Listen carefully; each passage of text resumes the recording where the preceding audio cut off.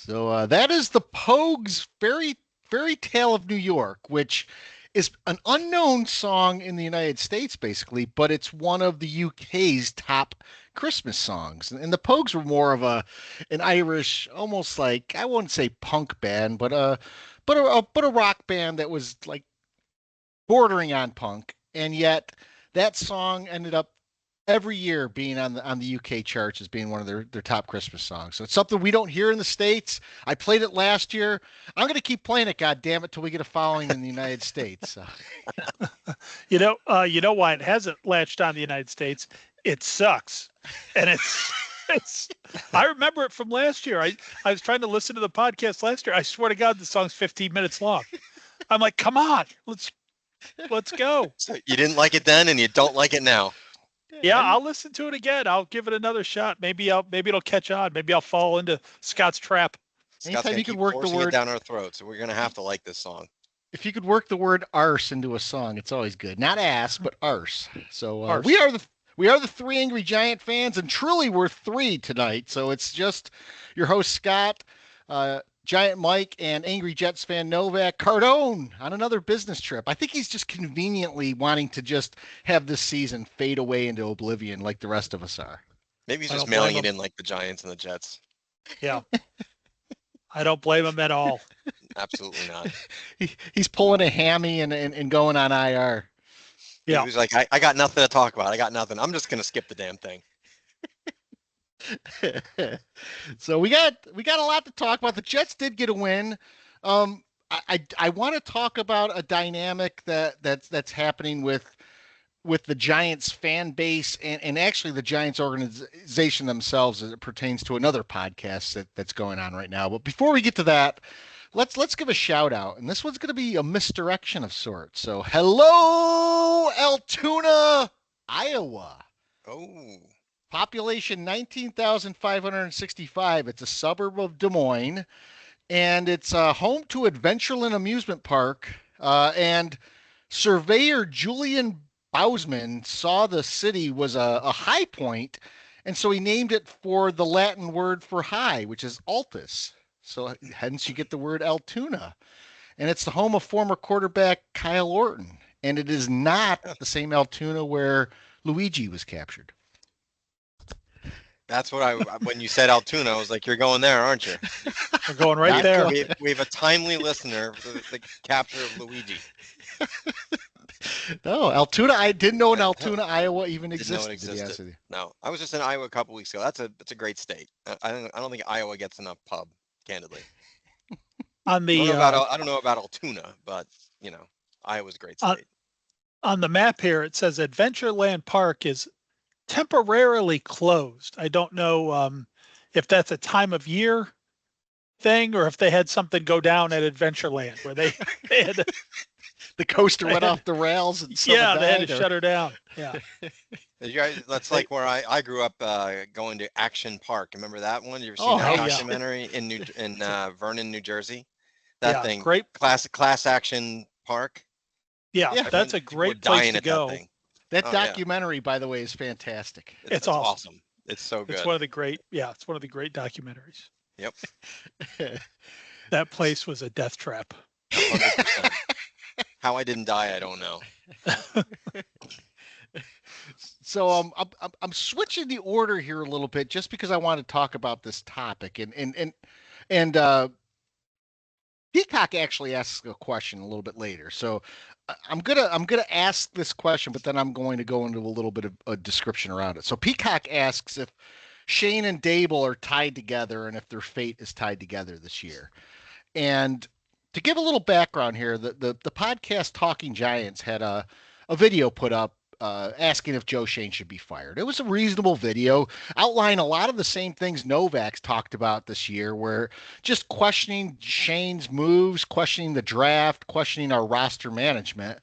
And apparently, Pat Hanlon, the Giants PR man, called Talking Giants and said to them, you guys, what are you doing here? We're not going to give you any more special treatment, of which I don't know what special treatment Talking Giants was ever given by the Giants anyway. But basically, the team has reached out to a podcast and chastise them for being critical of the team, critical of a 2-win team. Now, that's a bad look. I'm sorry. If you're the PR guy for the Giants, you just have to accept the fact fan base is upset that there's people that want heads to roll. Now, 5 weeks ago, if you told me should Schoen or Daboll be fired, and I think I actually said at the time, I don't think they will be. I don't think they should be. However, when's the last time you saw a team finish with 2 to 3 wins, have like a first or second overall pick in the draft, and not fired a guy who wasn't a first-year coach or a first-year GM? I'd challenge, if you go back and see that, it does not happen. People just aren't given that leeway anymore. And whether it's circumstance or not, I do think that their fates are now tied. Looking at Shane's record, and the draft picks that we've had, and the fact that we are not just a quarterback away, and I'll talk about that in a little bit. I think they are together, and I think both are probably going to be gone. I don't know if Daboll deserves to be gone, but I think you don't survive circumstances like this when you pick in the top 3 of a draft, if that's what actually happens. Yeah, it's interesting. I'll start with the Giants reaching out to a podcast to tell them they're going to cut off whatever special treatment they were getting. I mean, that's just the world we live in today, man. That is, how do you even have a podcast or any kind of show that's not critical of the Giants right now? What kind of show is that? That's certainly not anything I would want to listen to or anything that's interesting. I mean, these guys deserve criticism, and listen, it doesn't mean I hate them, doesn't mean I want them to be fired, but there's, like Novak did on this podcast, there's obvious things that should be addressed by this team. And to tie your support of a podcast or, whatever information or guests or whatever you're getting to their content is, I think that's beyond the pale. That's terrible. Hey, listen, if we could get current and former Giants on this podcast to talk about, that would be, first of all, be awesome. Second of all, I don't know if that would be worth the integrity of the show to have to say, well, we can't be critical because we want to keep getting this kind of content on the show. I don't think that's a good deal at all. Why would you even have a show if you can't say what's on your mind? I mean, that's the whole point that we got together to do this for, is so we could all get together and bitch and moan at each other about, things nobody else will listen to us while we're bitching and moaning about. So that's my take on that. I think that's awful. Daboll and Schoen being tied together, I don't know, because I still think in my gut Brian Daboll's a good coach, and I think people around the league and people in the Giants know that and think that. I don't think Joe Schoen did himself any favors by being on that Hard Knock show. I think if anything's going to happen with Joe Schoen getting fired, it will be because Saquon Barkley's playing at an MVP level for another team, because we saw how callously he handled Saquon live.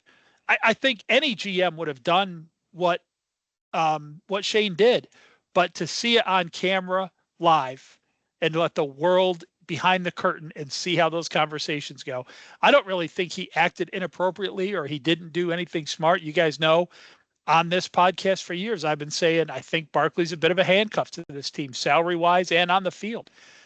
We just can't. We don't have the team around him to be able to exploit what he does really well, because he's the only thing we got, and people just put 11 men in the box. Our line can't hold up. Our quarterback can't beat the defense when they do.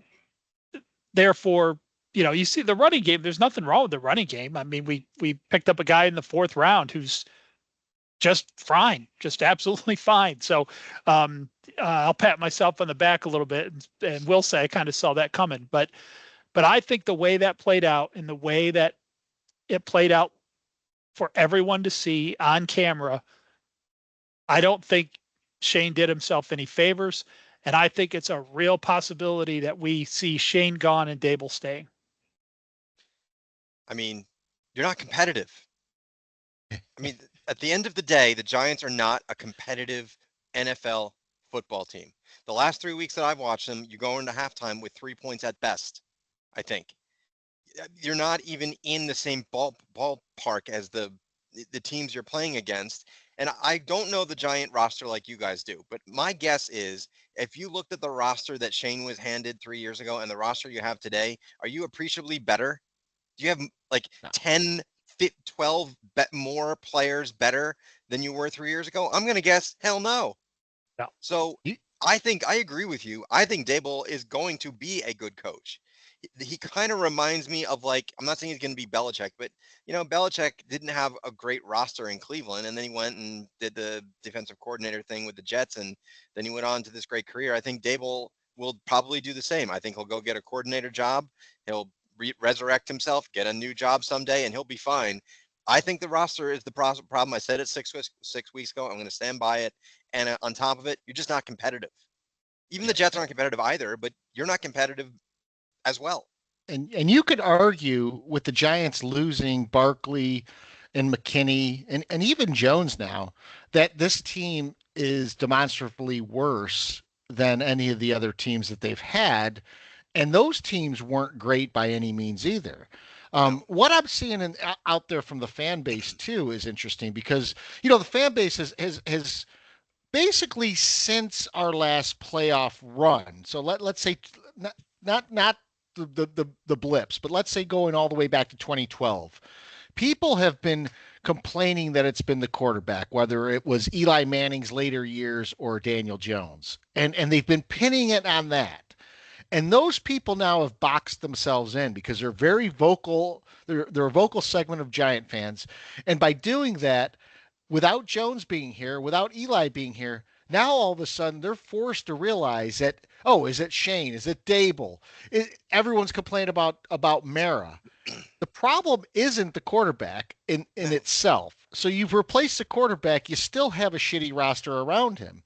And everyone talked about, well, Washington went out and got their quarterback, and look at them now. Look at Washington now. Washington is us in 2022. They might make the playoffs, they might not, and they're probably going to be worse than us in 2022 in that they probably won't win a playoff game.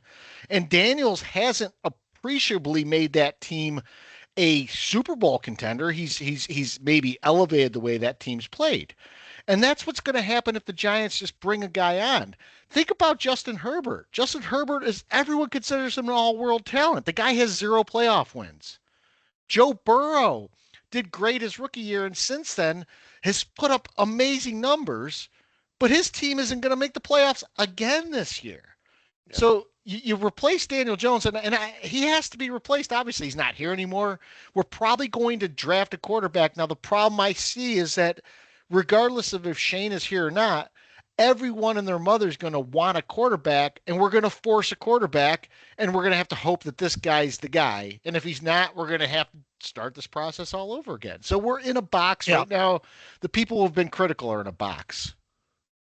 Yeah, it's a case of bad timing too. I mean, why is there no Andrew Luck this year? Why is there no Peyton Manning? Why is, I don't know. I don't know if I want to spend the number 1 or 2 overall pick on Cam Ward. My brain tells me he's the best option, but I don't know if I'm sold. That seems to me like a Bears or Redskins first round pick that ends up being the Cade McNowns or whatever of the league and just disappearing into the depths of the league somewhere and bounces around forever. I don't know if that guy's out there. I will admit right now, I think the most talented player in this draft at the quarterback position is Shedeur Sanders. I don't want him. I want nothing to do with him. And I won't even shed a tear if we pass on him and the team takes him at number 2 and he becomes all world. I swear I won't shed a tear. I don't want this. I definitely don't want what comes with it. If Shedeur was Shedeur Jones or Shedeur Manning or Shedeur Smith, I would be all over that. But I don't want the baggage that comes with Shedeur Sanders. So I don't know. None of these guys seem to me that are coming out right now. I think this is going to be one of those years where a guy who ends up getting picked in the second or third or fourth round ends up being the best quarterback out of this draft. On top of the fact, so what do you do if you draft a quarterback and you keep Daboll and Shane? Are you going to have patience? Do you know what I mean? Like, are you going to take a quarterback? These guys are going to come back.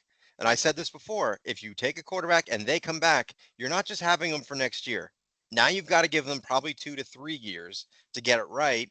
Now they're in here 5, 6 years, and you're going to have people screaming. It's like you want the rookie to play, but you really don't, because you want to look at the future. But these guys are going to be pressured to win now. It's just off kilter. You guys are fucked. Sorry. Yeah, for me, I have a low probability of both Shane and Daboll coming back. And I think the highest probability is that neither are back. Novak, you've said it before.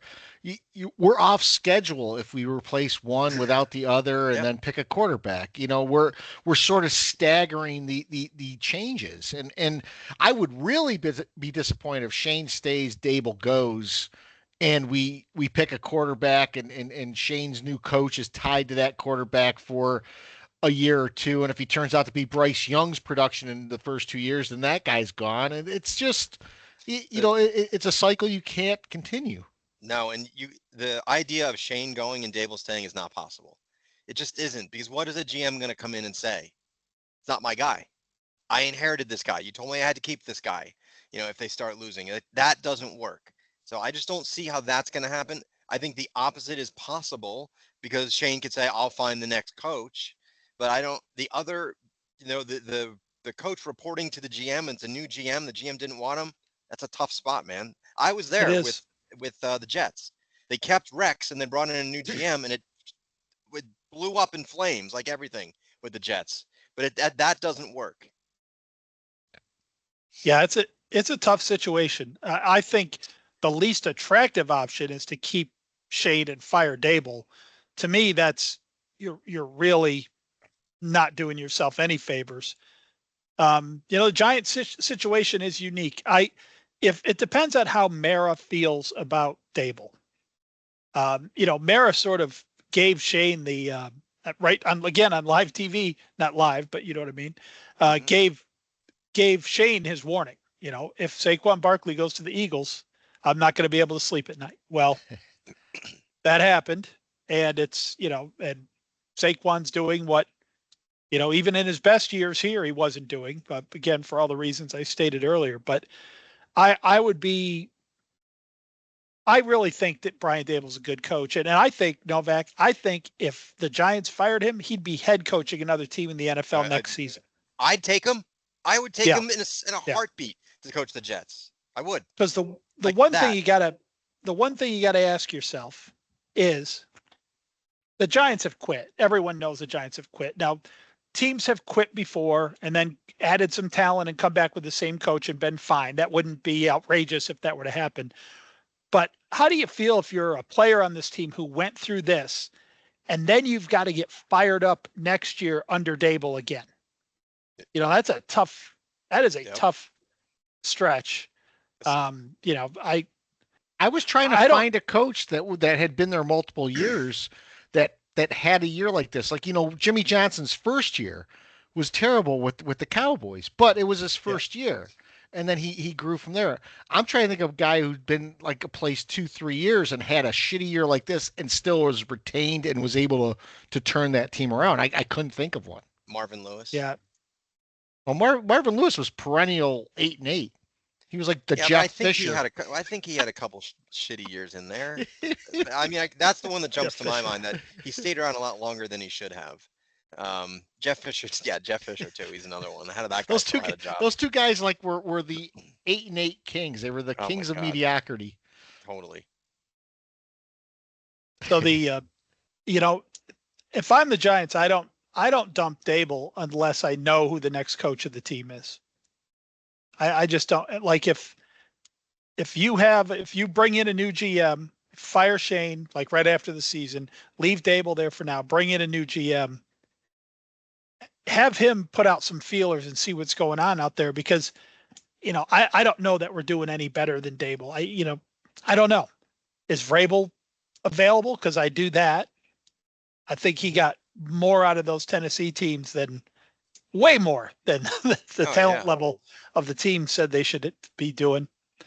There might be a couple other guys, but it's a strange situation. There's not been a lot of situations I don't think like this over the years, and I have this gut feeling that the Giants ownership love Brian Daboll. I think they are sitting there thinking right now their mistake may have been Shane, if they're thinking they made a mistake at all. Yeah. I think it's both or nothing. I think that's the way it's going to end up. I really do. I can see it. I don't see how you keep one and not the other at this point. I don't want to digress, but the Saturday Night Live Christmas special's on right now, and Dick in the Box is on. So it's one of the best. Classic. so I don't have a lot of energy behind breaking down the Giants and Ravens game. Jackson mauled us. Neighbors actually was like the lone positive to me. Touchdown, Timmy Boyle had to come in because DeVito had got concussed, and he actually didn't look terrible. But guys, I mean, I'm watching a professional football game involving my team and could care less. And not only did I not care that they lost, it didn't. I don't think my blood pressure fluctuated. I don't think my mood fluctuated. I just sat there as if I'm watching a cricket game or something. There's nothing. Like you're watching the Colts Titans. Yeah. Yeah, I don't know how to break that game down other than to say, look, the Giants got a touchdown in the first half. It was one of those touchdowns that when the team against the Giants gets it, I'm so pissed off because there was like 48 yards of penalty yards on that drive or something. So, it's like you didn't even do anything and you got a touchdown. Of course, the last touchdown was meaningless. The Ravens had stopped playing. So, they essentially got shut out by the Ravens. It's the way I look at it, even though they got to 14. Of course, at the first half, you hear the stats every time the Giants play. Oh, Lamar Jackson is the first guy to ever do this in one half of football ever. And, just all over all those stats that are just first time ever, everyone's longest kick, everyone's longest reception of their career, everyone's best ever. I mean, the Giants are so bad, and Cardone says it all the time. We're not even in this league. I try to say it how he said it, but it's almost like when you're playing the Giants, like the stats shouldn't count. You shouldn't get these stats for playing the Giants. It's unfair, man. Not every team gets to play the Giants. And that's I mean, I don't know what to say. You want to say we hung around there until right at the end of the first half when they got the touchdown, but we weren't really hanging around. No. It was, there was nothing. There was nothing to look at. The game was over before it started. As everyone knew, we talked at length about the 16.5 point line. I listened to last week's podcast. The one thing I'll notice, nobody said, we laughed about the line. Nobody said it was ridiculous. Nobody, not one of us said it was bad. No. And sure enough, Baltimore covered it with 5 to spare. So, no problem. It's probably a good line. It's just a mess. It's just an absolute mess. If someone had told me at the beginning of the year, touchdown Timmy Boyle was going to be starting for the Giants in week 15, I would be like, oh, are you out of your goddamn mind? Well, he technically did not start that game. Well, this week, I'm probably going to start this week. That's my point. Like, how this guy is still in the league. I don't know how he's still in the league. I really don't know. I mean, He's the new Nathan Peterman. This guy, he's starting. It's unbelievable. His last game of his life should have been last year when he couldn't complete a pass for the Jets. The 7-10 Jets, and the Giants picked him up off the scrap heap. If that's not tanking, I don't know what is. It's just wild that this guy is still around, and this is who you're going into this game rooting for. You know what's funny? He's so far this year, he's outplayed Tyrod Taylor. That's true. God. You want them, you can The, have them. the question just begs itself. If you're not tanking, like the Giant, Brian Daboll knows that Tommy DeVito, Drew Lock, Tim Boyle, whoever else we have on the roster, they know that they're not going to do any better for you. As a matter of fact, they know he's going to do worse than Daniel Jones. Yep. So if you're not tanking, why bench Jones? The coaches know it's not his fault. They 100% know that. Getting rid of Jones the way they did was just a, they talked about quiet quitting before. It's just a quiet tank. It's just that we're going to try to win the games, but I'm going to handcuff us so bad that we can't win the games. Which could be the reason why they do come back. If you think about it, right? They could have said something to the effect of the owners like, we can win with Jones. We can win 5-6 games. And the owners were like, no, we want the first pick. Well, I'm not going to do that and sacrifice my job by benching him. And they were like, don't worry, you got your jobs. You'll be here next year. I mean, that sort of discussion could have happened. Yeah. Yeah, you're right. That's what I was thinking. I was thinking that maybe, Daboll walks into Mara's office, plops down a bottle of his finest bourbon and says, listen, John, we're not winning another game if I can help it. Yeah. Are you okay with that? Yeah. And I think doing something like getting rid of Jones or benching Jones and then getting rid of him, that enables the rest of the players to still play hard. It enables, which they're not, by the way. I don't know why I said that, but that enables it essentially enables the team to try to win without the danger of winning. Mm-hmm. So you don't have to really tank. You don't have to call shit plays. You don't have to bench great players. Jones was the ticket to the tank. And I think they realized it that, let's get Drew Lock in there and try to win games and lose anyway. Yep. So as the Giants tanked, the Jets-Jaguars were sort of battling for who could drop in the draft slot, who won, and well, you know what? The Jets came up on top, but it wasn't easy, and it was not a pretty game either. It was not. In the words of the immortal great Derek Coleman, whoop-de-damn-do. I mean, who the frick cares that they beat the Jaguars? What a disaster. But I will say, thank God we got Devontae Adams. I mean, he just torched that Jaguar secondary. Gosh, it's just gross. It's too little too late. Who cares that we won? And we tried to give the game away at the end there. I think the Jets intended to lose until Mac Jones pissed them off enough that they said, all right, we're going to win this. We can't. He's such a punk, isn't he? Not losing to this clown. I mean, what a punk. He's like starting with a couple of the Jets' giant defensive linemen. I was like, are you kidding me, Mac Jones? You suck. He's got to be one of the worst in the league, and this guy is popping off to like players twice his size. He's dirty. He's a dirty player on top of it. He's such a clown. Mac Jones. Mac Jones could easily have played basketball for Duke. Like that's such a thing he could have done. Right. Yeah. That's a good one.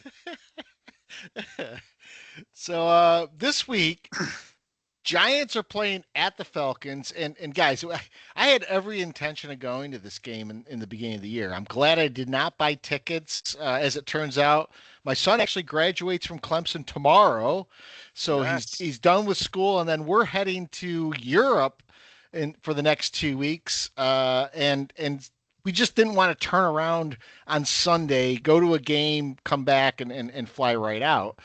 And it's probably circumstances probably helped this more than anything else, because can you imagine going to a Giants-Falcons game with the Giants looking this bad? The Falcons benched Kirk Cousins, which means Michael Penix is going to get his first career start. He's probably going to light up the Giants in front of the home crowd. I don't want to be sitting in the front row seat for that shit. It's not worth it. It's not worth it for me to give this franchise money, by the way, right now. No. Yeah. Well, we've talked about it both. Go ahead, Novak. I'm sorry. No, I was going to say, and it's so appropriate that Penix gets his first start against the Giants. Yeah. I mean, it is the ultimate. If he plays well, it's the ultimate kick in the nuts for you guys. It really is.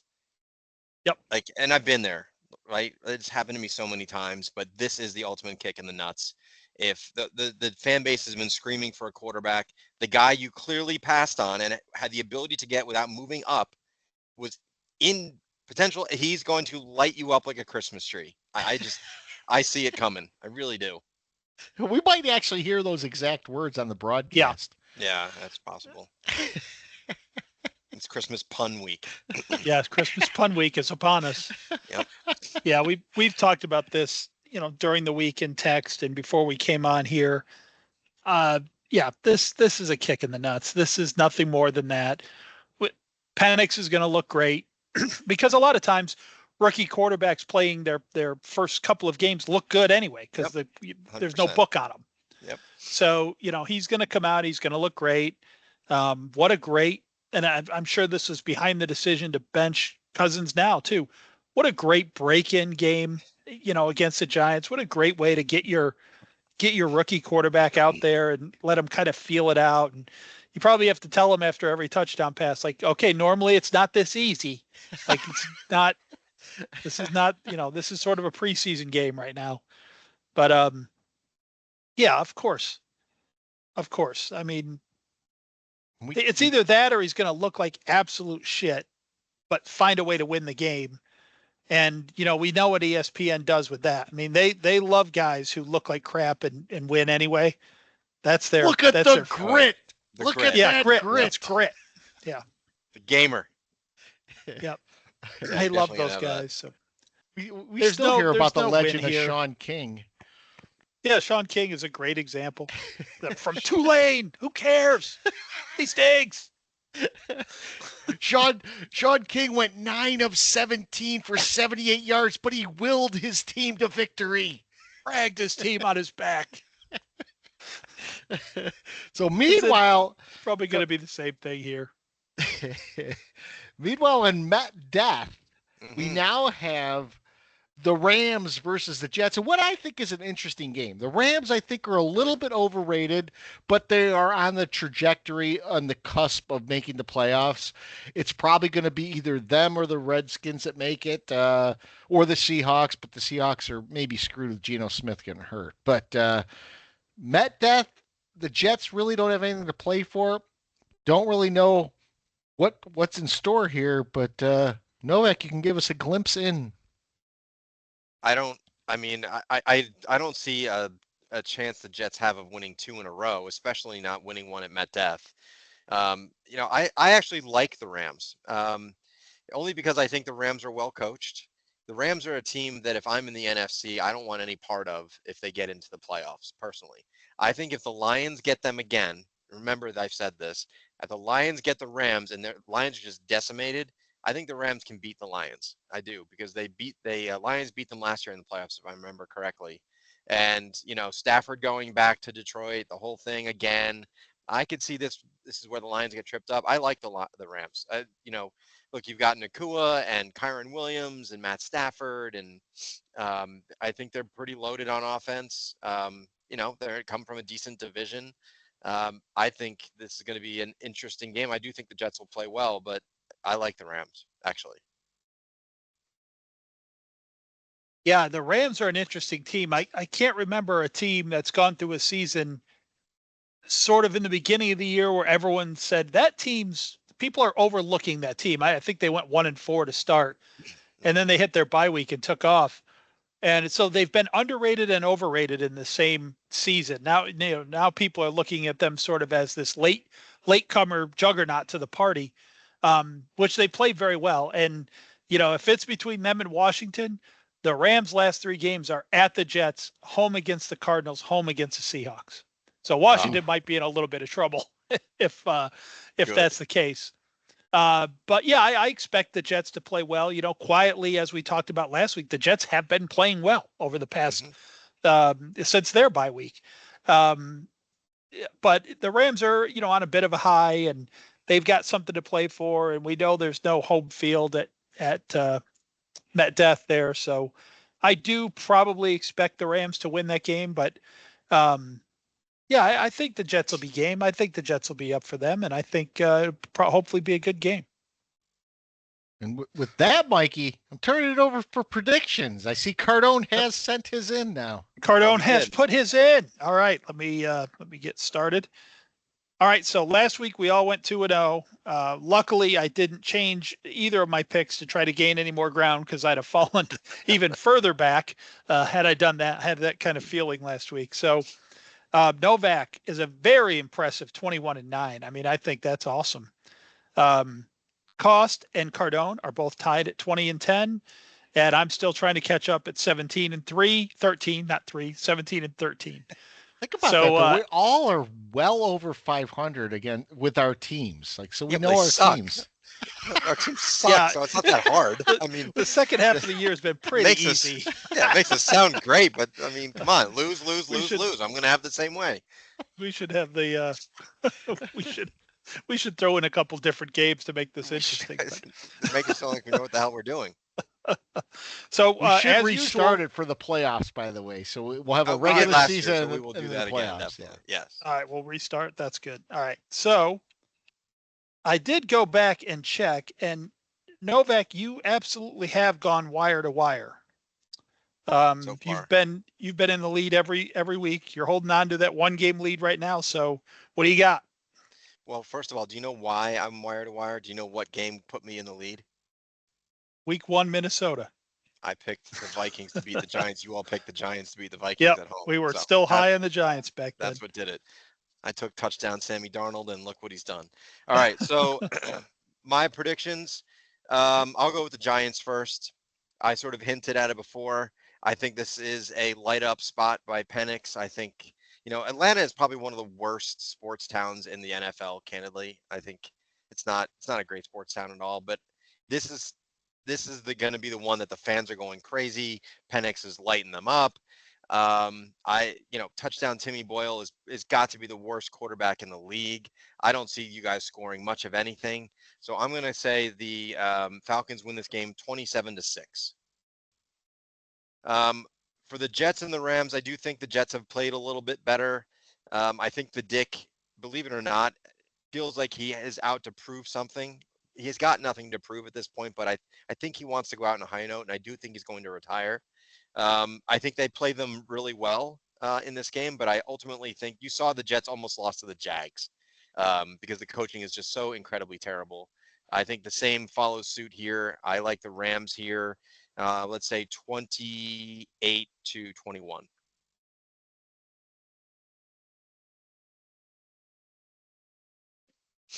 Mr. Cost. So I do want props. I think I called 35-9 last week. 35-9 was your pick, yes. And the final was 35-14, but yeah, and a bullcrap 14 too. So it could have been 35-7, which would have been you were closer. Really close. Because I don't know if you remember, I said I wanted to pick 35-7, but I think I'm going to go with 9 because of field goals rather than a touchdown. But this week, I actually have a different take on the Giants. I do not have them winning, but I think the Giants are going to make this one a game, whether it's because Penix is a rookie and I think this is the wrong move for Atlanta to actually bench Cousins right now. And here's the funny thing. I mean, we talk about around the league every week on this podcast, but Kirk Cousins, if you look back at like week 6, everyone was talking about, him revitalizing the Falcons, how the Falcons were on this charge possibly to the playoffs. I think they ended up beating the Buccaneers in overtime, and everyone was talking about the grit that Cousins was showing. And now he's not even the starting quarterback for the Atlanta Falcons. So a season in itself can turn on a dime. That being said, I think Michael Penix is going to have a rough time. I think the Falcons will find a way to win because the Giants are inept. And I still don't know if Boyle will be the quarterback or if it'll be DeVito. I don't know if Locke's even been rolled out. I don't know what the situation is yet. Does any of that matter? None of it really matters. I think if DeVito plays, the Giants might win, but I don't know. I'm giving the Falcons the W 19-17 in a much closer game than a lot of people would have. For the Rams Jets, This one's a tough one. The Rams traditionally don't travel well to the East Coast. That's true. But Matthew Stafford and that team, he's got a lot of weapons. I mean, he's doing a lot of this without Cooper Kupp. Cooper Kupp's not doing much, but Puka's doing a lot. Kyron Williams is an awesome running back. They just find ways to move the ball, and they find ways to score, it seems like. So I'm going to take the Rams in this one, 24-17. Rams. 24. Even though I say they find ways to 17. score, I think last week they won by field goals. I think it was 12-6 or 12-9 against the 49ers. Can't do that. That's impossible. I don't know what you're talking about. You must be mistaken. All right, so we got Cardone's picks in over the wire here. Cardone has the Falcons beating the Giants 24-13, and he's got the Rams in a close win over the Jets 27-24. So that leaves it up to me. I'd like to add some fervor to his picks for him because I know they would be more entertaining than that what I just provided there. But so this should be the game. I've had a feeling ever since the losing streak started that we were going to win one more game, and it was probably going to screw us up. This is the one I kind of had my eye on for that. I don't think I can do it though. I don't think I can do it. It's I kind of had my eye on this game, because Cousins, he's so up and down. I figured we could catch him down in Atlanta means nothing, as Novak already pointed out, that it's the worst place to go watch a game. There'll probably still be a lot of Giants fans there. I just don't think I can do it, but I do think I agree with Koss that Penix is in reality, it was funny while we talked about it, but I think he's going to struggle. I do think he's going to struggle. I wish we had a more aggressive defensive coordinator for this because, this guy we got now between the 20s, he is milquetoast. And, he was blitzing early in the year. He stopped. I don't know why. It seems like the only chance we have to win, but I like it. At the end of the day, I just can't do it. I need to do it. I need to pick up some games, but I can't do it. Atlanta's going to win this 16-10.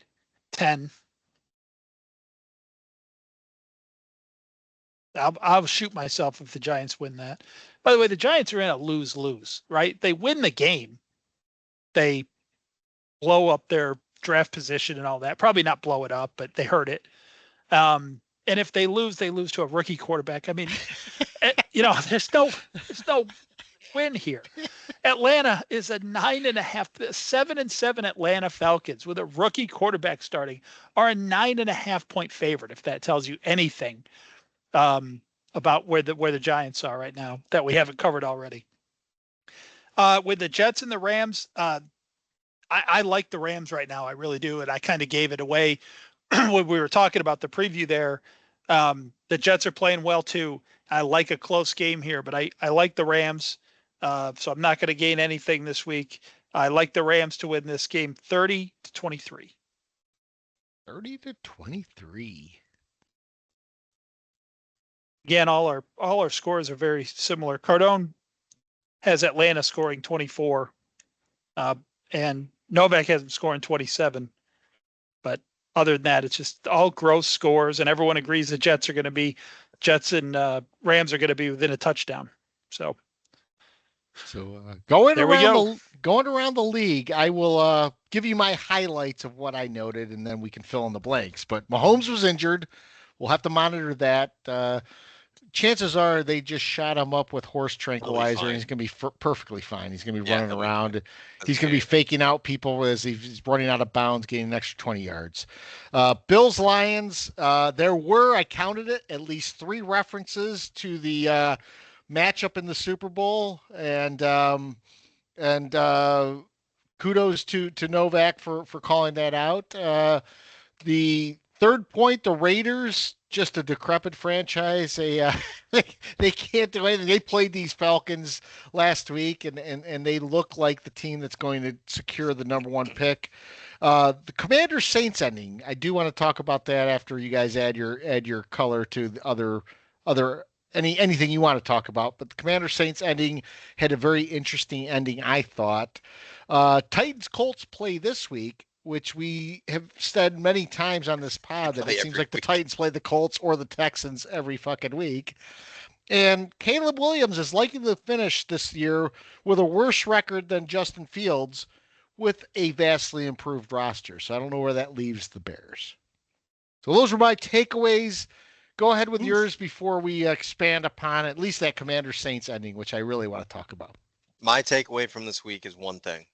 That Bills-Detroit game, I think, exposed both teams. Because like to let up 48 and 42 or whatever the breakdown was, whoever, I know the Lions let up 48. I think the Lions with all those injuries are toast. I don't see them going to the Super Bowl anymore.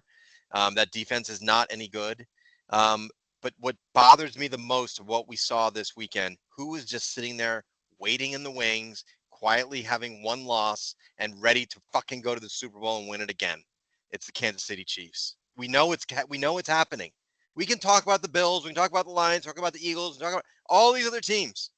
The Chiefs are just sitting there watching everyone, salivate over all these other teams, and they're going to come in and whip through the playoffs yet again in the Super Bowl. I mean, we all know it's going to happen, and they're probably going to play the fucking Eagles in the Super Bowl, and we are going to have to sit through that garbage. Ugh. By the way, two best teams, they just are. What'd you think about that onside kick decision by Campbell with like 10 minutes left? What an idiot. Come on. What are you doing? Might have been a good time to surprise somebody with one, but we're not allowed to do that anymore. No, I can't do that. So, what's interesting about that? If you're winning, by the way, you cannot do an onside kick, even if you try to declare it. You have to be losing and declare it. Yeah. And I think this Ben Johnson guy could be the most overrated. I mean, look, I'm probably wrong. He's probably going to go on to be the next Belichick. But this guy, all of a sudden, this guy can do nothing wrong. And it's starting to annoy me. All these, now he's got this Dan Skipper catching touchdowns out of the backfield. Just stop it. But by the way, when that happens, it's the same story every time. The announcer, look at the creativity throwing to the offensive lineman. Just line up and play football. Stop with this garbage. It's so stupid. Nothing has been said original by an announcer in 30 years in the NFL. No. They just regurgitate the same tired crap. They always have to tell a joke when an offensive lineman scores about, he looks like he was running to the buffet, like, ha, ha, ha, ha. Shut up. It's so lame. It's so incredibly lame. The Bills Lions game was the most entertaining game of the year, but I agree with Novak that, while you're watching them go back and forth and just jaw on the floor with Josh Allen, you're thinking, I don't know. I don't know if these guys play defense well enough. And, I do have a prediction after watching last week that now with the Lions kind of coming back to the pack, not just record wise, but because of the injuries I'm talking about, I think we're going to get a surprise NFC team in the playoff or in the Super Bowl. I think it's not going to be Detroit or Philly. I think we're looking at a Minnesota. I just think we're going to get a surprise. I'm not saying up one of our questions a little bit later. That's good. All right. Yeah, good. A little preview. I have no knowledge of the question, so that's good. But yeah, I think we could see the surprise team out of the NFC this year. I'm just hoping it won't be the damn Eagles, right? Because of course the Lions are the ones that have to get decimated with injuries. Not the Eagles. It couldn't be the Eagles that happens to. It has to be the Lions. What were the other? Let's talk about the ending of that. So the ending. If you guys watched the ending in the Commanders and Saints game, so the Saints were down inside like the 10-yard line, and they ran a play and stayed in bounds. They didn't have any timeouts left.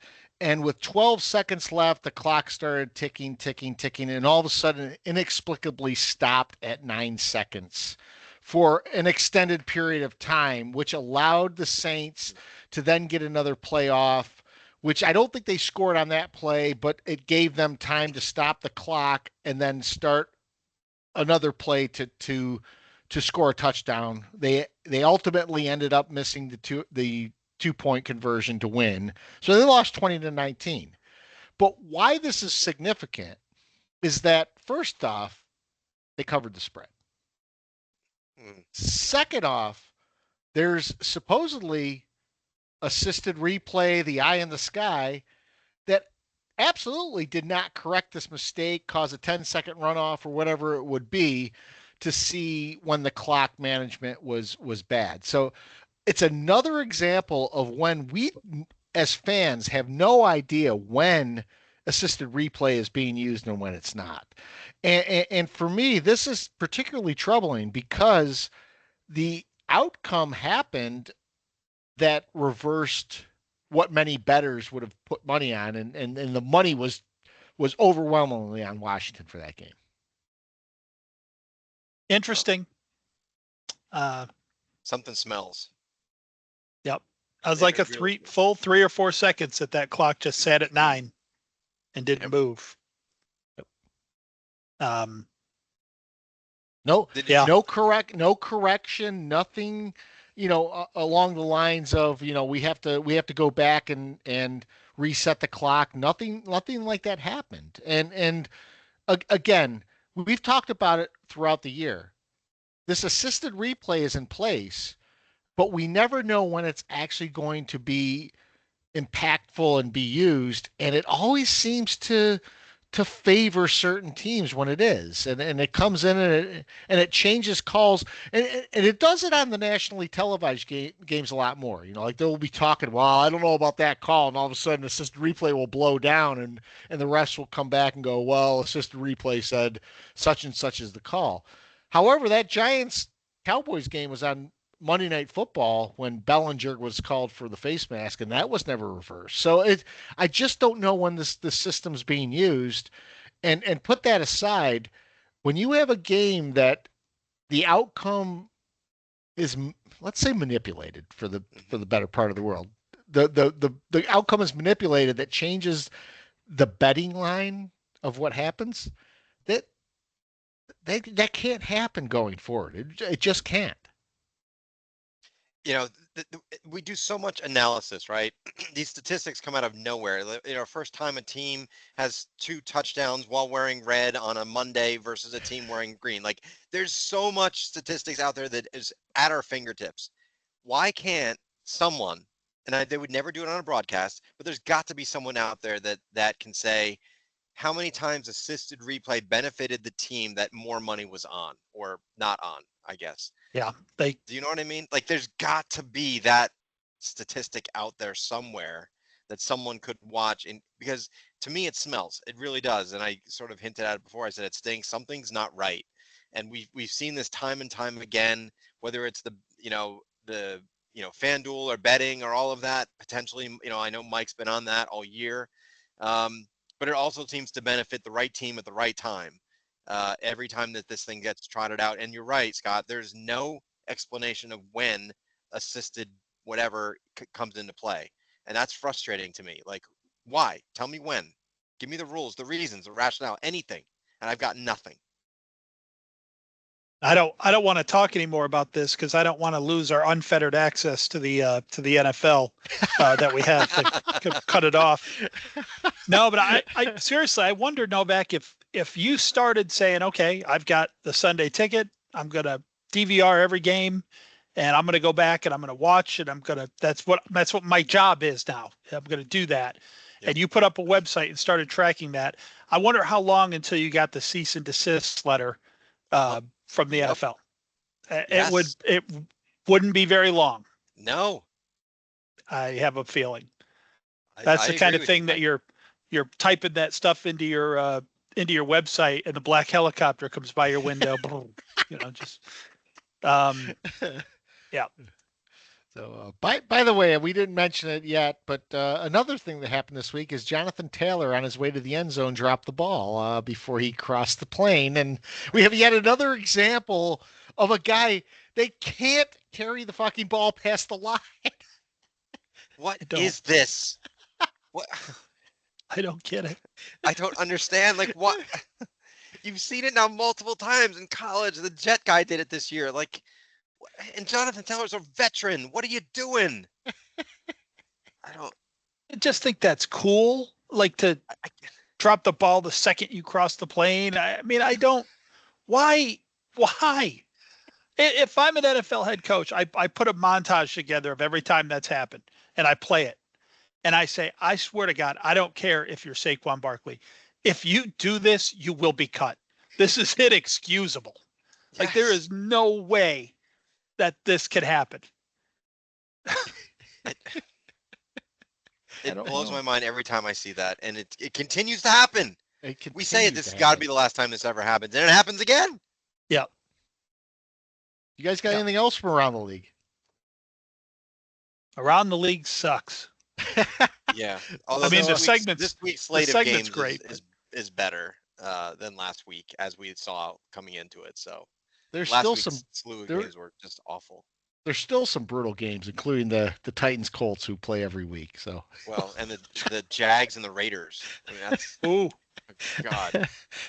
Like they'll have the eye in the sky for that one. There'll be some money on that game. I'll mention that, I mentioned the kind of easy path the Rams have out. Washington has they are Philadelphia this week, then Atlanta, but then it gets real interesting because they're at Dallas in the last week. Do you think Dallas wouldn't love to keep them from the playoffs? Oh my God, that might be some must see TV there. Watch that be the flex game of that week. Washington winning Especially their game against Dallas. Yep. So we were talking about Daboll and Schoen earlier, and I'm not sure either is a rugged uncle.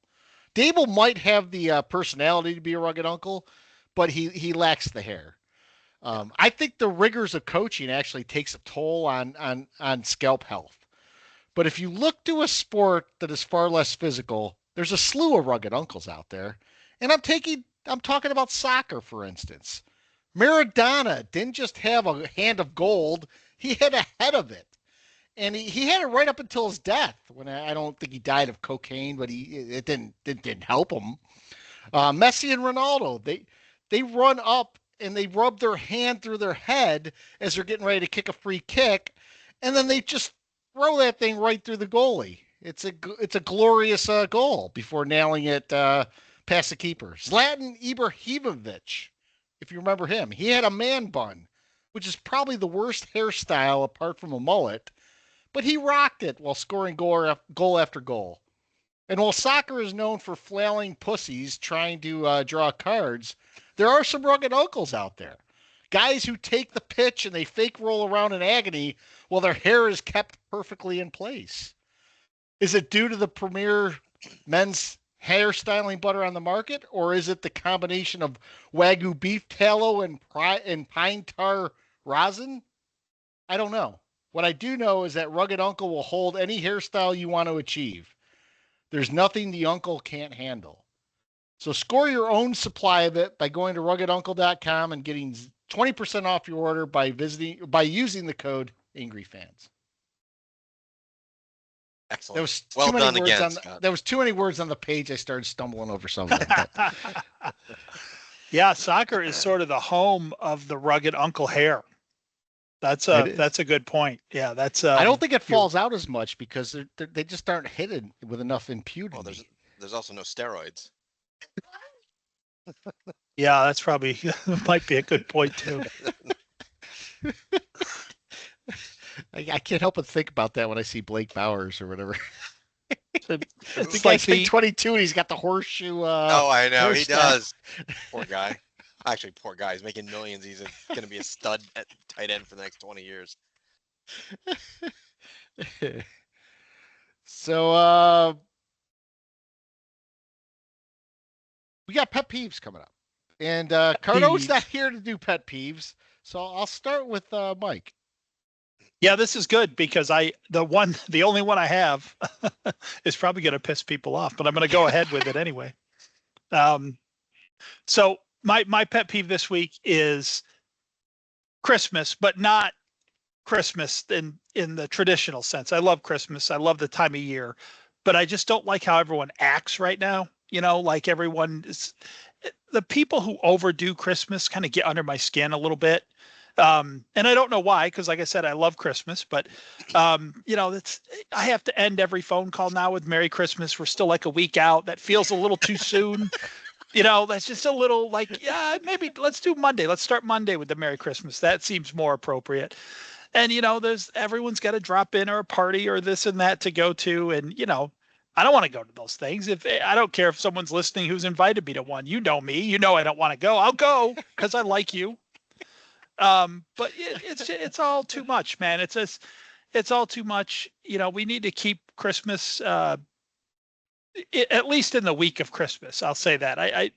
The overdoing of Christmas and the overzealousness around it sometimes. And I know sometimes it's you want Christmas to be like you were a kid. So I think every year you get older, Christmas starts a couple of weeks earlier in your head, but it's getting crazy now. And, for one thing I miss from living up north is the white Christmases. I will say that I did like on Christmas, having a white Christmas, which happened more times than not. And I think we've had one since I've been living here 30 years. We've had one time we had snow on the ground. So yeah, maybe that's just it. I don't really get into it because living in the South doesn't really feel like Christmas. And maybe that's what people in the South are doing, trying to kind of force Christmas on us a little bit. But yeah, that's where I am on Christmas. That wasn't much of a pet peeve, but that's just the only thing on my mind. So when I started the pod with a Christmas song that's popular in the UK, it's just going to grind your gears. Too much. Probably. It's too much. You should have waited till next week. We got one more pod before Christmas. You could have done it then. Yeah. I still wasn't sure when we were going to record before Christmas, which I think Scott's we will. Leading right into my pet peeve. He's starting Christmas too early. So I'll actually go next. I have one observation that I just wanted to point out, and then a pet peeve. So my observation is, I'm watching the news on Sunday morning, and the local newswoman comes on, and she's talking about the weather for the Panthers-Cowboys game, and says, I looked at the attendance statistics, and the Cowboys are coming into a packed stadium. A packed stadium of a Carolina Panther team with 3 wins? I don't think so. I don't think it was a packed stadium. I think that upper deck was probably half full, if that. I think the lower deck was probably a 3/4 full.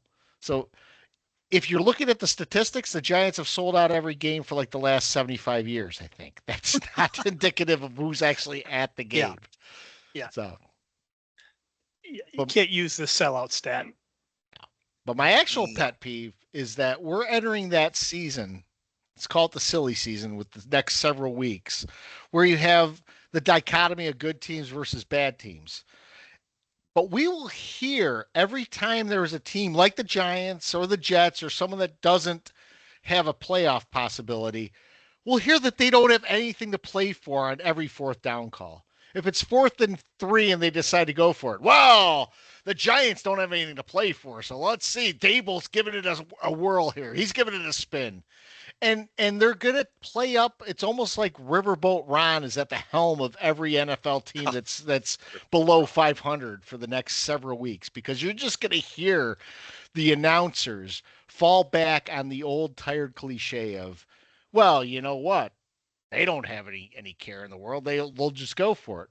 Yeah, however, I've been watching football for how many years?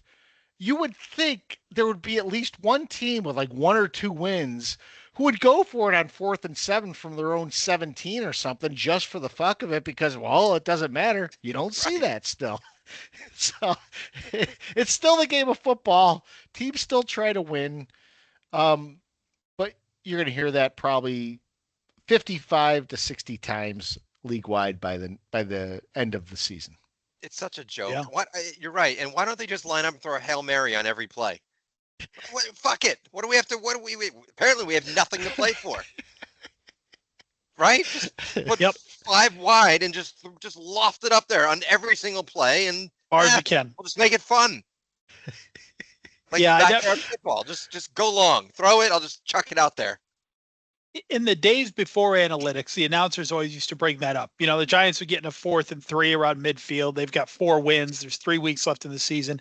And the announcers would say, I'd go for it here. What have you got to lose? And I always used to say, your job. Like it maybe, you know, that was a concern back then. Like, I've got to try to win these last 3 games, man. Nobody tanked for draft picks back then. You tried to win hard every game because your job was at stake. But analytics has brought into the game this idea that if you don't do those things, you're a bad coach now. Mm-hmm. And so, yeah, it's taken something away from the game for me. You know, you'd always hear before the last couple of years, I would say, I think there's clear tanking that happens now. And I think it's undeniable. And like I said earlier, sometimes it isn't so obvious. Sometimes just, yeah, you got a high ankle sprain. Why don't you sit out the rest of the year, my number 1 receiver? You know, sometimes it's a little less obvious, but you're back in the day, man, these teams were scrapping and fighting every week because, yeah, they had something to play for, their jobs, their careers, their pride. A lot of that seems to be gone. You know, it's just gone. I don't know how else to say it. It's that those days are over. Everyone's, you know, you get to mid-season now and you're sitting at 2 wins or 3 wins. You're thinking about your draft pick. Yep. And, you know, teams had a little bit more pride. You know, it wasn't that long ago that the Giants beat the shit out of Washington in the second to last week of the season and lost the Chase Young sweepstakes. Yeah. That turned out well. Yeah. So I think those days are gone. It's, you know, actually we just talked about the Raiders and the Jaguars game. That might be the most entertaining game of the week. I mean, really. Let's see who's going to try to play worse. Yeah. Yeah. It'd be like the Stooges out there. It's not like the Jets giving up a pass to Henry Ruggs behind them for. Yeah. That was the worst. So, Novak, pet peeve.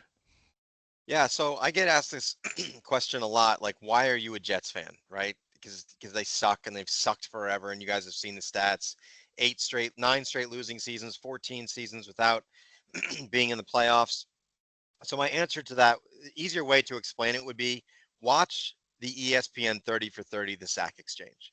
And that will tell you exactly why I'm a Jets fan. I fell in love with the Jets for that team in 1980 to 82. You know, that's Joe Klecko, Marty Lyons, Abdul Salam, Mark Gastineau. That was my team. That was the team I grew up with. That's the team I loved. That was everything to me. And that team embodied what the Jets should have been. Sort of this blue-collar Shea Stadium team that was tough. And I know you guys are Giant fans, but you at least had to respect that Jet team for being tough, having Shea Stadium. Like, they were their own entity. And I almost want to isolate this, Scott, and send it to Woody Johnson, because I want to say to Woody Johnson, that's what we want. That's what Jet fans should be. Not that boy band loser Zach Wilson and his insufferable dick Aaron Rodgers. We want Klecko guys. We want, Marty Lyons guys, Abdul Salam. Like, we want tough, run the ball, tough head coaches, blue collar. That's what the Jets should be. And we have, and I literally at the end of that documentary, I cried. Not bawling, crying, but I was tearing up for a number of reasons. One, I loved Abdul Salam, and they said, rest in peace to Abdul Salam. Number two, how far my fandom has fallen to a fucking laughingstock every year to that team that I just revered and loved and meant everything to me as a young kid. And then, of course, how the NFL has fallen, because those teams and that mentality doesn't exist anymore. I mean, if you watch that documentary, you saw like Gastineau would do his sack dance and he'd get up there and Jackie Slater came over and knocked him out. Like, you guys saw it 2 weeks ago when Baker Mayfield's doing the cutlets thing. Giants didn't do shit. They let it go. Like, why can't we have that back again? Why can't that be the NFL? Why can't that be my Jets? That's the team I fell for. And now and so you juxtapose that documentary, which was, I can't recommend to watch that document more. I've watched it 4 times. I loved it. And now I got to watch the one last night, Enigma with Aaron Rodgers, talking about tapping into his divine femininity. Fuck off. What? Really? This is my quarterback. This is what now I've got to root for. This guy, this clown. So Woody Johnson, please get back to that. Because the only time the Jets have ever been successful, it was a Rex Ryan or a Bill Parcells, strong running game, great defense. We can do that. We don't need a boy band quarterback to get there. So my pet peeve is I want the Jets to be that again. I don't want to go back to just trying to be what everyone else is. This is what we should be. That's I my don't. rant. I'm done. That's a great rant, Awesome. by the way. Yeah. But as you were saying that, I'm trying to think to myself if it was the Jets, the Raiders, the 49ers, the Browns, who was the last team that ran plays on a baseball diamond? Because you used to see that. The Raiders probably because they played in Probably Oakland. was the Raiders. Yeah. It had to have been. But yeah, I mean, yeah, Shea Stadium was just, it was a dump. I get that, but it was our stadium. And they even showed it in the documentary. It was great. You guys had to watch. I don't know if you watched it. I know Cardone did. And they said, Mike Greenberg came on and said, a part of my soul left when they had to play in Giants Stadium in New Jersey. Yeah. Yeah. I can see that being a problem. Yes. Yeah. It's just, it has never been the same, and it will probably never be the same. And I recognize that. There's no reason. My pet peeve is we can get back to that. We can. And why can't we just do something different? Why can't we be something that not every other team has to be right now? I don't want to be the Lions or the fucking Bills. I'll be that. Yeah. I used to think back in the day because the Giants were kind of rocky. They'd have these years where they were great, win a Super Bowl, then they'd be 8-8 around there. But there was one consistent theme with that team that I always loved. Nobody wanted to play us.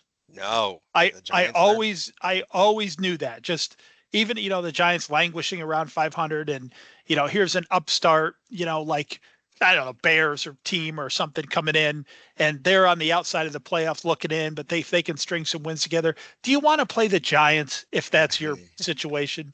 No, nobody would want to do that. I mean, they just, if you can't be good, make it hard on the other team. Just make it difficult. And that's what the Jets did there in the 80s. A lot of it's just no one wanted to play them. The opposing quarterback was like, I don't feel like doing this today. That's the kind of, who don't you want to play right now? The one team people are talking about, man, I just hate to play them right now is Carolina because they're playing pretty well. And you're like, oh, they can embarrass us if we're not careful. But that's not because they're going to make your day difficult. Maybe the closest thing we have to that today is the Steelers, right? Which they were that way then too. No one wanted to play the Steelers. But there's nobody now saying, oh, I know the Giants only have 2 or 3 wins, but I don't want to play them next week. Everyone wants to play us. You bring up stats like a pinball machine when you're playing the Giants. Everyone's excited. Can you imagine the Atlanta locker room like today after practice? They are fucking jazzed. They are fired up. I guarantee it. The thing I always took away from the old style football and from the documentaries and things like that is that teams back then, if they had the rules put on them as they did today, would not be nearly as effective. Think about the Giants defenses, the 49ers defenses. Those teams would be racking up personal fouls at record levels if they played the same way. Now they would have to tailor their play, but why are we tailoring our play for new rules that really should never have been put in place in the first place? I still don't get it. It was hard to watch to see how far the sport has fallen, right? Like your 86 Giants, I would say might be I was not a fan obviously, but that team was just unbelievable. Like, and other than Lawrence Taylor, did you really have like a star, like a bona fide star other than Lawrence Taylor? I don't really think that team was just. I would Joe say this. Morris. I would say Carl Banks. Carl Banks is an underrated guy in Giants fandom because he had to play next to LT. But that team you never wanted to play. They would just kick your ass every time you lined up against them. And the toughness of those guys back then was unbelievable. Like they showed in the documentary, Klecko played with a broken foot in a game, and now we've got guys in the 49ers asking out of games, like not wanting to go in. What are we doing? Ronnie Lott got his finger cut off at halftime so he could play. For crying out loud. I mean, seriously. Scott and I have talked about this in terms of football before, and kind of like compare it to poker. Like if you're at a table and the whole table is loose, what do, Scott? You tighten up. If everyone's playing tight, you start throwing money around. The NFL, for some reason, is not like that. It seems to me that this is why I'm kind of high on Vrabel. If you get a guy in there who just refuse, and I don't know Vrabel's stance on analytics, but I'd like to think I would know what it would be. But if you just get a guy, I swear to you, if you would just get a coach right now who was obsessed with running the ball, did nothing but draft defense, and ignored these analytics and kicked field goals and punted like we did back in the day, that would be a successful team. Because you're playing against the grain. But no one's doing it. Some of that with the Rams. Now McVay might be a disciple of some analytics, but the guy kicks field goals when he should. Yeah. And just that alone has probably given him 2 wins this year. Yeah. I can't stand at the beginning of a game when a team gets the ball first, drives the ball down the field, they stall at the 32-yard line, and it's 4th and 3, and they go for it. Take the lead. Oh, my God, that drives me crazy. Yep. Points. Points are – some people think points are not valuable. Points are what win you the game. After years and years and years of announcers, railing against the field goal, they're winning. They're now winning that argument. So we have several questions this week. Peacock, we got to his one about Daboll and Shane early because I really wanted to tee that one up since it was pertinent to the discussion, I think, early on. But he asks if Darnold gets hurt and Jones guides the Vikings to the Super Bowl, are we happy or are we pissed? And I'll say this, I'm happy for it. First off, I'm happy because it's not the Eagles that are in the Super Bowl. Yeah. Yep. No, I'm beyond happy because it makes me look like a genius because, in past years when people have been wanting to get rid of Jones, I said, this team's going to end up getting rid of Daniel Jones. He's going to go to a decent team. I was thinking at the time more like a Pittsburgh or somebody, and he's going to go to playoffs and win playoff games. Now, if Darnold gets hurt, I don't even think Jones comes in. But in the world where that might happen, Jones didn't get him there. But I would love to see it. I would love to see it because my least favorite NFL fan right now is Giants fans. I would love to rub it in their face. Yeah, but you know what they'll say? Well, we just didn't know how to use them. It was coaching. Coaching did it. People will pivot so fast as fans, it doesn't even make sense. Yep. I love that you cannot find in this world today a Giants fan who didn't like Eli Manning. However, they were all over the place when the dude was playing. All over the place. I remember one guy on BBI, Big Blue Interactive, would argue up and down that Asante Samuel from the Patriots should have picked off Eli. And if you watch the play, he jumps as high as possible and gets a fingertip on a ball that's going out of bounds.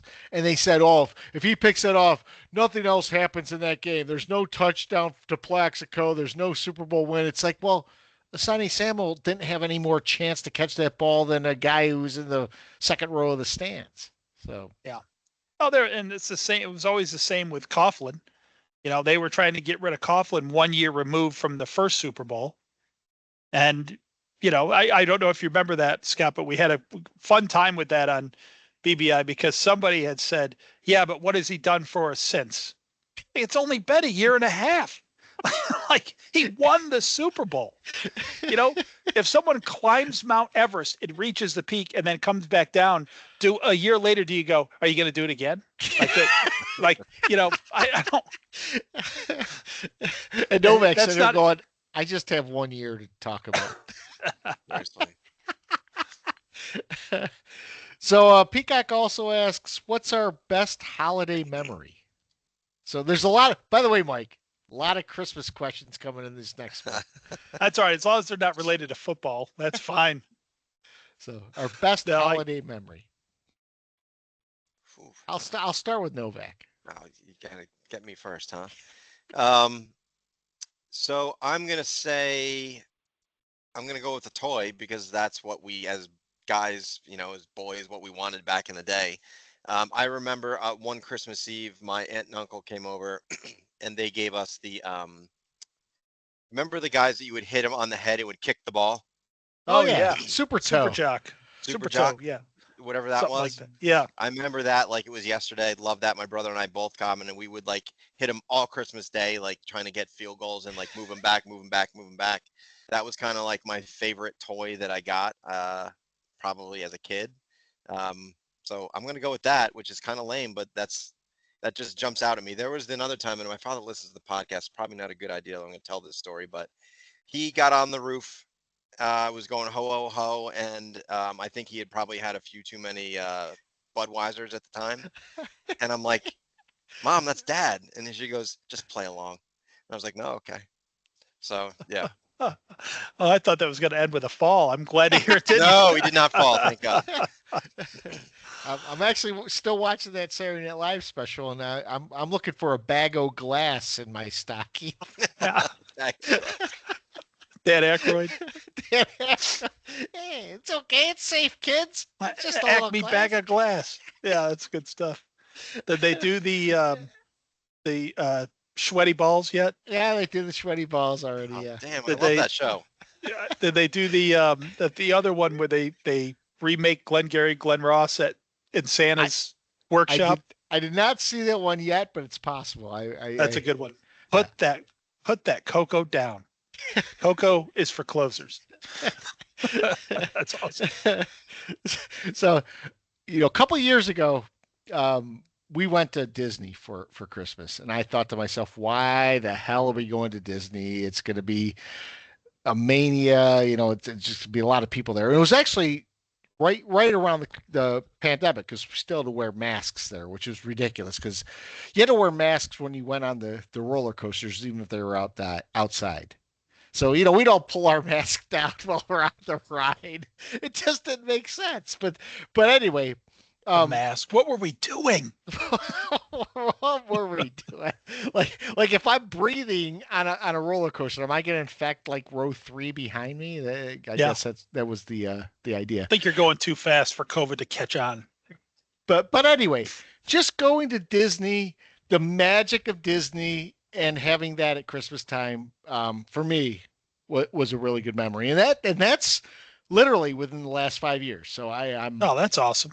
Yeah. As evidenced by my pet peeve, I don't really have many good recent Christmas memories. No, I'm just kidding, dear. If you're listening, no, the Christmas that stands out for me, it was probably it was the Christmas of 1977. So Star Wars had just been out. And I don't know, I must have been really good that year, because I remember like I'm opening up gifts and one's better than the next and they're all toys and I don't even know what to do with myself. And like I remember my mom used to laugh about this, because at the end of Christmas, I'd be like, is that it? And she thought like I was being greedy. And she said, yes, Michael, that's it. Did you get enough or something? And I'm like, no, I just noticed I didn't get any clothes. I was so happy that I didn't get, I thought I was going to have some socks or something to open next. But yeah, that was a great year. I remember that Christmas night. I don't think I went to bed that night. I stayed up in my room just going from $6 Million Man to Star Wars. I remember I got this little pinball machine. Like I was jacked up as a 7-year-old could be on Christmas. My worst Christmas memory was I refused to tell anyone. I think this was like the year before that, so I probably didn't deserve any toys this year either. But I refused to tell anyone anything else that I wanted. All I would say is Atari. I wanted Atari. And Dad would be like, well, you're not getting an Atari. That's all I want. So I'm not going to say any other thing. So we're opening up Christmas gifts, and I got some little things. I didn't get much to go on there, and I'm looking at what's left for me, and I'm like, none of those are the Atari. I knew it. So literally the most embarrassing moment of my life. I had a meltdown on Christmas morning about not getting an Atari. Flipped out. And my dad his face was getting redder and redder and redder. And finally he goes over, he goes behind the TV and he pulls out the Atari that he already had hooked up to the TV and he yanked it out of the wall, plugs and wires. and he shoved it in a bag and I didn't see it again for like a week. That's the best. He yanked it right out of there. Remember you had the two cords that you'd have to hook to the TV? Yeah. Like he just ripped them right out. Before I could use it, we had to go to like Radio Shack and had to like rewire it to be able to play it. I forgot about Radio Shack. You had to go to find the U wires and everything else. Yeah. Oh my God, that's hilarious. So my buddy Mike Harrison, who never fails to deliver with non-football questions, asks, "What Christmas movie do we watch every year?" And I'll be honest with you. Well, of course, I played the Pogues, who in the UK have the Christmas music of the year. Steph and I watch Love Actually every year. I would call it a Christmas movie because it's based around Christmas and there's a lot of Christmas cheer in that. So we watch Love Actually every Christmas season. Does Die Hard count? Die Hard count. I still think Die Hard's a Christmas movie. It's about a guy who goes to see his wife at Christmas. The one I have to see, in all seriousness, the one I have to see every year is Christmas Vacation. Yes. Right there. That's just mandatory. I will tell you one of my guilty pleasures. Where'd the water come from, Todd? The Four Christmases is really good too. That's a recent good one. That's a great movie. I actually, one of my favorite times of Christmas is on Christmas Eve. Everyone goes to bed. We presents out, the whole thing. Karen goes to bed. The girls go to bed, and I stay up and I watch A Christmas Story, with a beer. Right? Just like, gonna relax. I'm gonna watch this, and I watch that movie. I still love that movie. It's like my own personal tradition that I watch that every year around that time. That's cool. Usually around midnight. Really cool. Yeah. It's the Bumpuses. Fragile. Must be French. So if we could take a time machine anywhere, where would we go back to and when? This one I'll toss to Mike first. Yeah, so this is interesting because I have little known Mike fact. I have an obsession with feudal Japan. Like I love books about feudal Japan. I love, so yeah, I would go back to like the 15 and 1600s Japan and just check that out. Although you could go back like sooner in time and become rich by placing money on games you already know the outcome of, but that's feudal Japan, 1500s. Novak. That's a really great question. There's a lot of different eras that I would love to go back to, but I'm going to go back to a time in my life, but I would want to be older. I would love to have been living and going in New York in the 70s with Studio 54 and disco and that whole scene that was going on there at that time. I think would have been, and punk rock when that was taking shape in New York, when New York was a little bit sort of gritty and dirty and not at its finest.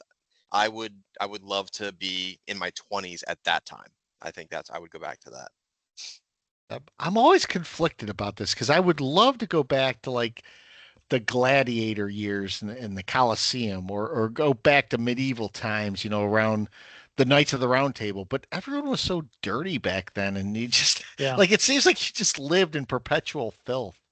But I think I would do that. I think I would go back just to see what it was like to sit in the Colosseum watching the gladiators versus the Christians or whatever. Was it really that gory? Was it really that depraved, or what happened in the aftermath of that? Did people go bathe and give praise to the Roman gods? I mean, you guys Yeah. made me look like a fucking simpleton. Let me tell you. Okay. Studio 54. I mean, good God, I'm. Look, what are we doing here? You're making Novak look terrible. No, Mike's York getting and- a katana to the stomach. I'm gonna die by a lion. You know, you're at least surviving. I'm gonna, dance to fucking disco music in Studio 54. What's wrong with me? New York City at that time would be a blast, though. Yeah, that would. Until you I went was out in kind the of street and obsessed got with New mugged. York City when I was young. I was too. We might have touched upon this already. Best Christmas gift you ever got. Hmm. So for me, I'll start since Mike and Novak already sort of gave a Christmas gift.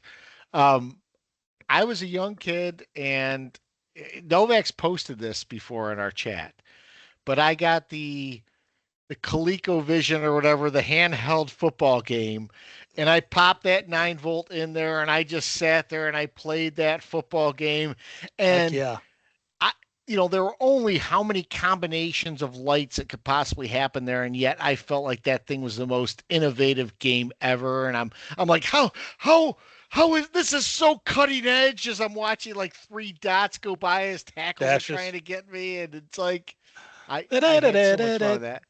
And then I remember the next year getting the version that had the blockers with it. There was Yeah. an extended version that had like the lights, and then they would like dim as they would get hit by defenders. But yeah, that to me was the ultimate. Like I loved when I got my Atari or I got my, Sega. But for me, it was that just handheld ColecoVision. Was that what it's called? Well, ColecoVision? Yeah. No, it was ColecoVision was another game Depends on what system. one you got. What was that thing called? That little handheld? I got the handheld football. I can't remember what it was called. Was it the green one or the white one? There were 2 different ones. I had the green one. I did not have the white one. I had the white one, and I think I said, I think the advanced one was the green one, possibly. I had one year, and then the next year I got another one. It might have been just Coleco football or something. Well, there was Mattel Electronic Football. Oh, Mattel, that's what it was. Mattel, that's what it was. That's what it was. Yep. Now, this was favorite gift. That was my memory. My favorite gift was actually the football game where you would put up your players on the thing and you plug it in and hit on. Electric football. Yeah. And I would you'd have the cotton ball. Yeah. That would... Yep. And I would spend like an hour with these different formations thinking like I'm gonna score a touchdown, and and they all fall down in 2 seconds. I've got the perfect play. Yep. Electric football. Yep. I don't actually remember if it was my birthday or Christmas, but I was pretty pleased when I got the Death Star playset. Pretty happy. So, by the way, Mike wanted to set us straight. He wanted to let us know, because none of us mentioned it. I did know this, but we didn't mention this, that in any given Sunday last week when we talked about it, that LT was in it. Yeah. Still did not change my opinion. LT was in that. It still, to me, was an overacted, shitty movie. I would still have chosen North Dallas 40. Now, he did say that the North Dallas 40 was much more grim than the movie itself. Frankly, I don't give a fuck. I would probably I didn't like Any Given Sunday. Maybe it was Al Pacino, maybe it was Jamie Foxx. I don't know what it was. Even LT couldn't save it. LT was on an HBO football show in the late 80s. Remember? Yeah, what was that called? Delta Burke was on it before Designing Women. She was super hot. First and 10. Yes. Was that? Yeah. First and 10. Because the guy from, if you guys watch Chicago PD, the police guy in Chicago PD he was Gennaro or whatever. He was the quarterback. And now I sound like Cardone, for fuck's sake. But he was the quarterback on First and 10. There was an episode of that I remember, probably the only episode I actually remember of that, where the coach kicked a field goal at the end because he had bet on the game. So he covered the spread by kicking a meaningless field goal at the end of the game. So yeah, they were talking about it then. I'm pretty sure it's happening now. You guys got anything else this week? I don't think so. All right, I do. I just want to clarify that I really like Christmas. I'm not a Grinch. I'm not, I didn't have a pet peeve prepared. We got on late. I was working right up to the end, and yeah, so please don't think I'm a Grinch or a Scrooge, or I don't want to come to your party. I definitely do. But By the way, that's all I had. This got me jazzed last week. So friend of the show, John Pierce, who showed up. He was one of our guests in the preseason. Yeah, that's right. He and I, well, we didn't know it at the time. We went to different shows at the time. But last weekend I went to Greenville to see my daughter and took Steph out for her birthday, and we went to see Trans-Siberian Orchestra. If you've not seen Trans-Siberian Orchestra live, it is a fantastic show. 2.5 hours straight of fire, rock, just a good time. Christmas songs, Mike. Christmas songs. I went with my in-laws one year. It's a good Christmas story. I went with my in-laws one year, and I enjoy Trans-Siberian Orchestra music. I think it's cool. I love it when I find it on the radio during Christmas. But it was long. And I was like getting super uncomfortable, and I'm like, all right, I've heard enough of the bells for today. I think I'm good. And then they stopped and turned the lights on. I'm like, well, let's go. And everyone's like, it's Part intermission. Two. I got fooled too. I got fooled. I was so ready to get out of there. Part 2 came on. It was fantastic. Yep. I had a different experience, must be. Were you with your in-laws? No, I was with my daughter and her fiance and stuff. So there you go. Yeah. Funny thing is, we had kept the secret for so long with Steph where she was going. We're at dinner, and we're trying to get the check because we're about running late for the start of the show. And the guy comes over, and we're like, yeah, we're running late. We're trying to surprise her. So we actually call it out. We said, we're surprising her. She doesn't know where she's going, but we're going to a show. He goes, oh, you going to Trans-Siberian Orchestra? Thanks, dude. So, yeah. So next week, I don't know if we'll be on before Christmas. I don't know if we're recording on Sunday, Monday, when it will be. But Tuesday and Wednesday are probably off the dockets for us based on our schedules. So you'll probably see us come on early. Don't know about the Christmas talk, how heavy it will be since we've been heavy on Christmas talk here, but you never know. We like our listener questions. We like answering the mailbag, and we'll probably be coming back on commiserating about 2 losses. So yeah, well, Christmas pun week is upon us, boys. Get ready for the Christmas puns. They will not end. Don't put coal in your stocking. Oh gosh, I'm surprised we didn't get some of it this week. Jets tree. Yeah, you guys have been awesome with the non-football questions. Keep that coming, man. Agreed. No doubt. We need it. Oh, we need something to talk about other than we can't shit. Talk about football for an hour and a half. These 2 crap teams. No, not at all. All right, we'll check you guys out next week, and Mikey, take it away. I will close it down.